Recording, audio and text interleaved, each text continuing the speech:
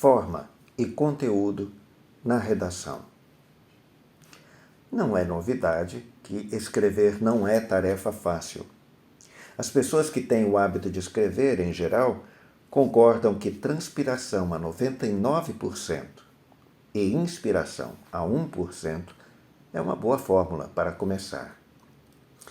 É óbvio que isso é uma generalização, uma maneira de derrubar o mito de que a inspiração é tudo de que se precisa para escrever bem. O equilíbrio entre as duas coisas, inspiração e trabalho árduo, é o que parece melhor funcionar quando o assunto é escrever. Pense na escrita como o voo de uma aeronave. Se as asas da inspiração são necessárias ao voo, não menos necessária é a transpiração dos motores do aparelho. A depender da fase de voo, os motores transpiram mais ou menos. Na decolagem, eles são exigidos ao máximo. Ao atingir a altitude de cruzeiro, o aparelho exige menos dos motores, ao passo que as asas exercem a função de fazer planar a aeronave. De maneira similar, a decolagem da escrita exige mais em termos de transpiração. Desde que os personagens Afonso e Carlos da Maia, no texto a seguir extraído de Os Maias, de Eça de Queiroz, ajudem a esclarecer isso. Contextualizando, o avô de Carlos, Afonso da Maia, tinha acabado de entrar no escritório do neto para lhe entregar um envelope. Era o convite para um jantar que os dois acharam hilário por conter uma citação sobre a amizade de Descartes. Carlos desatou a rir. Esse foi o gancho para a discussão que segue. Então, aqui trabalha-se, hein? Carlos encolheu os ombros. Se é que se pode chamar a isto trabalhar. Olhe aí para o chão, veja esses destroços. Enquanto se trata de tomar notas, corrigir documentos, reunir materiais, bem, lá vou indo. Mas quando se trata de pôr as ideias, a observação, numa forma de gosto e de simetria, dar-lhe cor, dar-lhe relevo, então foi-se. Preocupação peninsular, filho, disse Afonso, sentando-se ao pé da mesa com seu chapéu desabado na mão. Desembaraça-te dela. É o que eu dizia no outro dia ao Kraft, e ele concordava. O português nunca pode ser homem de ideias por causa da paixão da forma.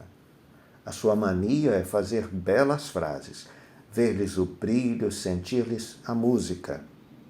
Se for necessário falsear a ideia, deixá-la incompleta, exagerá-la, para a frase ganhar em beleza, o desgraçado não hesita.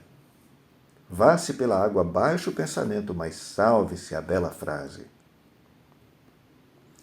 Questão de temperamento, disse Carlos.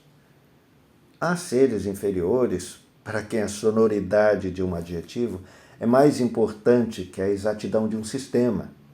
Eu sou desses monstros. Diabo! Então és um retórico. Quem o não é? E resta saber, por fim, se o estilo não é uma disciplina do pensamento. Em verso, o avô sabe, é muitas vezes a necessidade de uma rima que produz a originalidade de uma imagem. E quantas vezes o esforço para completar bem a cadência de uma frase não poderá trazer desenvolvimentos novos e inesperados de uma ideia? Viva a bela frase! Carlos reconhece duas fases na escrita. A primeira é a fase da pesquisa, aquela em que o autor faz anotações, reúne material e compara documentos.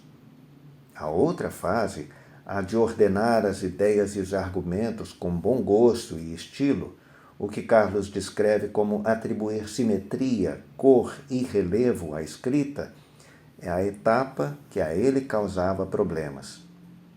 O contraste nesse excerto está entre forma e conteúdo.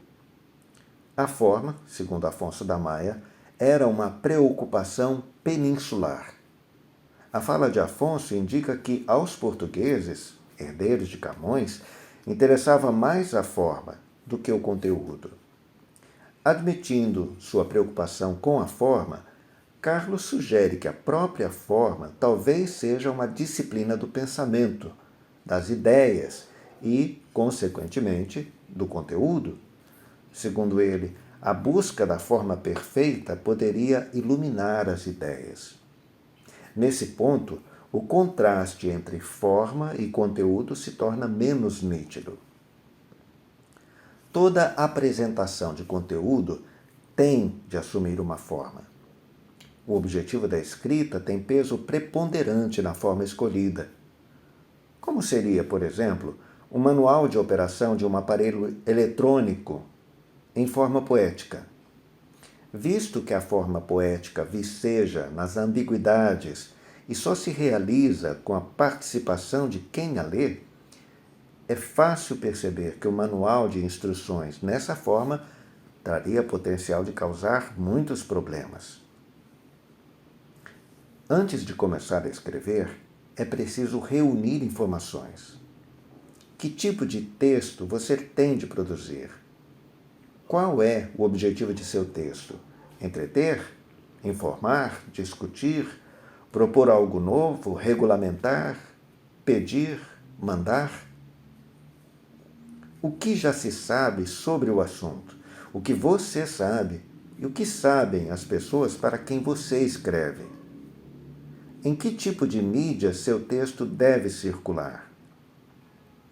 É bom lembrar que escrever é, invariavelmente, uma atividade que se desenvolve a partir de textos existentes. Por mais que sua ideia seja original, ela tem de ser contextualizada. Para plantar uma semente, o agricultor precisa de chão. Para plantar uma ideia, a pessoa que escreve precisa de contexto. Recapitulando, escrever não é só uma questão de ter inspiração. É preciso trabalho árduo também. Como exemplificado no excerto de Os Maias, o preparo de conteúdo requer pesquisa cuidadosa, o que inclui tudo que a pesquisa envolve, como acesso às fontes, anotações de observações, questionamentos e argumentos. A atribuição de forma é uma etapa da escrita mais relacionada a conceitos estéticos e, portanto, com mais traços do estilo da autora ou do autor, de acordo com o objetivo da escrita. A próxima postagem vai tratar de outra fase crucial da escrita. Faz ideia de qual seja? Deixe sua opinião nos comentários. Fique à vontade para sugerir aspectos da redação que gostaria de ver tratados aqui.